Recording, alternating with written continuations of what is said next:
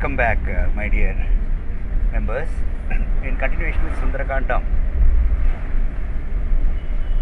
So Hanuman had a look at the city and he was surprised and astonished to find the city of Lanka very beautiful and very neat and well maintained by the Rakshasa king Ravana.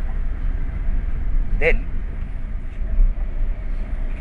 he observed the city again and found it to be just like the peak of Mount Kailasa. The city of Lanka appeared like the peak of Mount Kailasa. Just imagine the peak of Mount Kailasa, very large and high. So in the same way, the city also stood very high and large like the peak of Mount Kailasa. That is what Hanuman thought. Then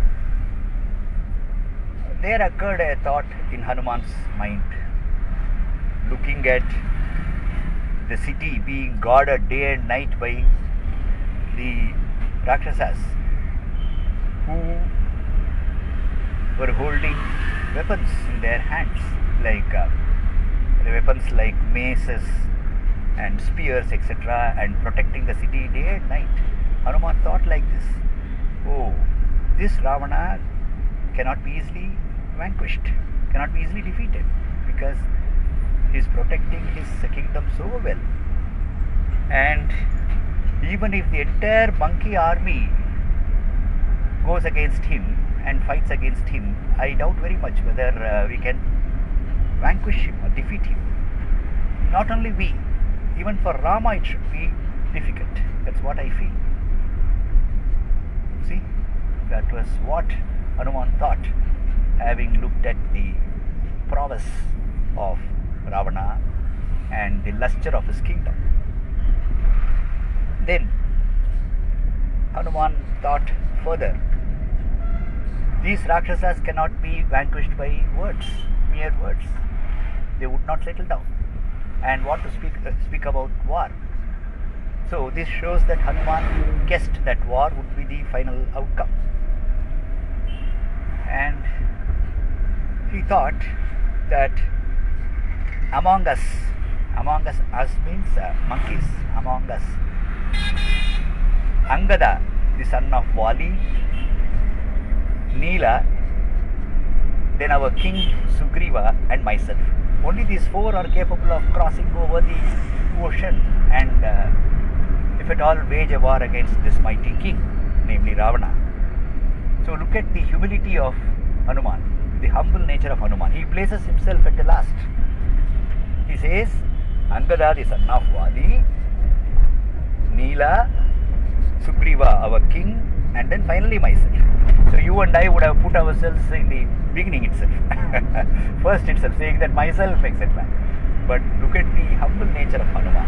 So we have to learn a lesson from Hanuman's life. Let us be humble. We can achieve our goals, only if we are humble. And the lesson which we have to take from Hanuman's life is that though Hanuman is very strong, yet he is humble. So my dear members, we should also learn from Hanuman's life that we may be strong in several aspects. Some of us may be strong in wealth. Some of us may be strong in health. In whatever way we are strong, if we remain humble, then we achieve our goals quite easily. So this is what we learn from Hanuman's life.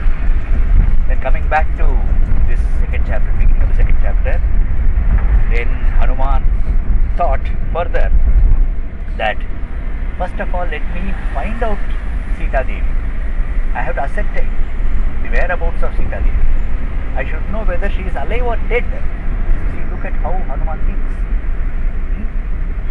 So, and then earlier he said that only four of us are capable of crossing the ocean. Valmiki writes, Chaturnameva katihi vanaranam mahatmanam.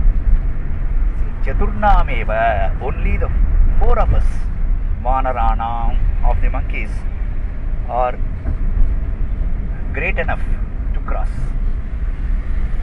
Valiputrasya Neelasya Mama Rajnyascha Dhimataha. So he says Valiputra Angada, Neela, then my king Sugriva, and of course my son. Only these four are capable of crossing the ocean. Earlier he thought like that. And my duty now is to find out whether Sita Devi is alive or not. Then after finding this out, I shall further plan. What's the use of planning now? My very purpose of visiting Lanka is to know the whereabouts of Sita Mata. So once I come to know about it, then I will plan. So here I would stop for the day, my dear members.